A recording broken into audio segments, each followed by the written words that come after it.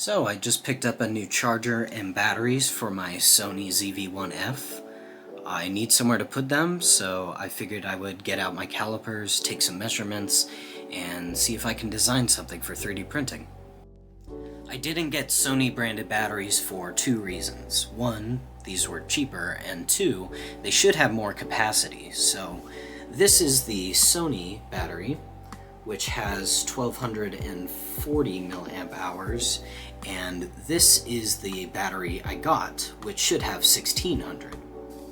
One thing I'm curious about while I have the calipers out is how closely this matches this. The new batteries fit in the camera, so obviously it's close enough at least. But I'm curious, so I'm going to take measurements of both and see if there's any differences.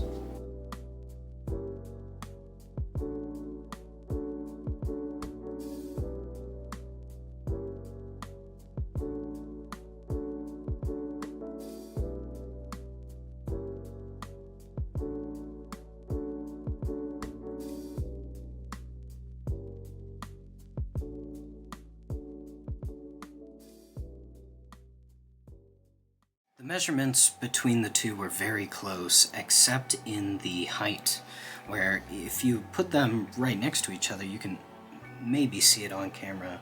I could definitely see it in person, but the new battery is ever so slightly taller. My measurements were showing about 0.2 millimeters taller, so that's interesting. Alright, I've moved over to Tinkercad. I'm using this because it's free and easy to use.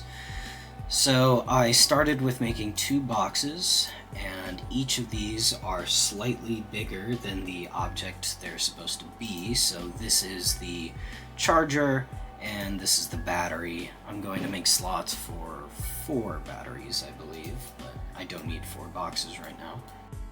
When I say slightly bigger, I mean I've made it roughly 1 to 2 millimeters bigger in every dimension. These are going to act as the holes that the objects will fit in when we finish this, so I need them to be slightly bigger to give some wiggle room. What I'm going to start with doing is changing the height. So I know that the depth of each hole only needs to be about 30 millimeters. That's what I'm shooting for, so I've done that for both of these. Now keep in mind, I'm not a professional by any means. This is just how I am doing it. There's likely so many better ways to do it, but whatever gets the job done. I'm going to start with this section here. So I'm going to duplicate this, and I am going to make the walls that will surround it, and we'll see this play out. But I want the walls to be about 2 millimeters thick, so I need to make the dimensions of this box 4 millimeters larger than what it already was. So 36 will become 40. 49 will become 53.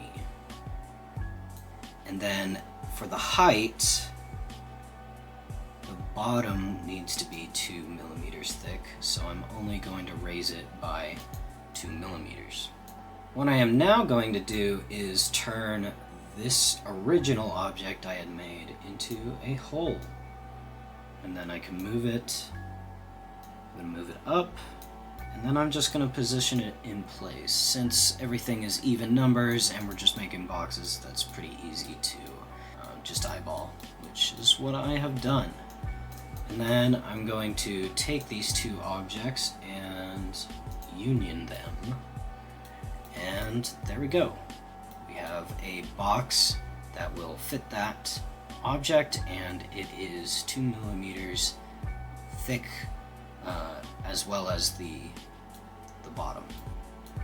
We'll just do the same with the battery now.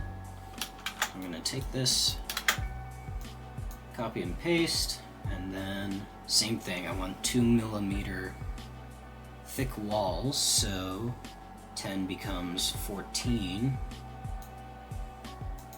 and 31 becomes 35, and then just like last time, I want the bottom to be 2 millimeters, so we're going to raise this by 2 millimeters. Next, I am going to turn the original piece into a hole, move it here, move it in place, and then orientate. That looks good. So now I'll union them, and we now have this. So now what I think I'm gonna do here, I'm gonna rotate this 90 degrees, and I think I want it to just be side by side like this. So I'm gonna duplicate this a few times, and we'll see if the math will play out in our favor.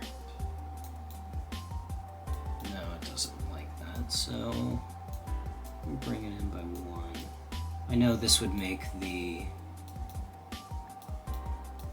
these walls are not going to be 2 millimeters if I do something like this, which is fine with me, having more separation, and that lines up perfectly. So I think this is all I need.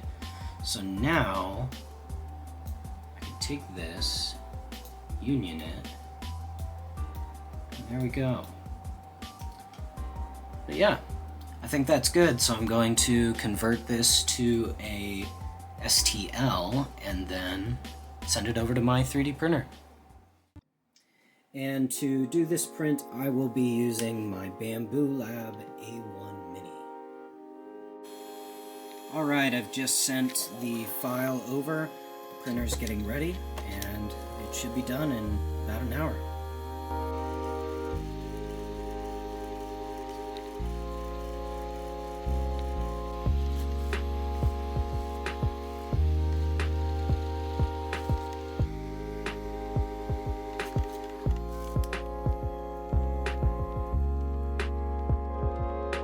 And here we have the finished print. I'm really happy with how this turned out. I didn't have any issues while printing, which is always a good thing.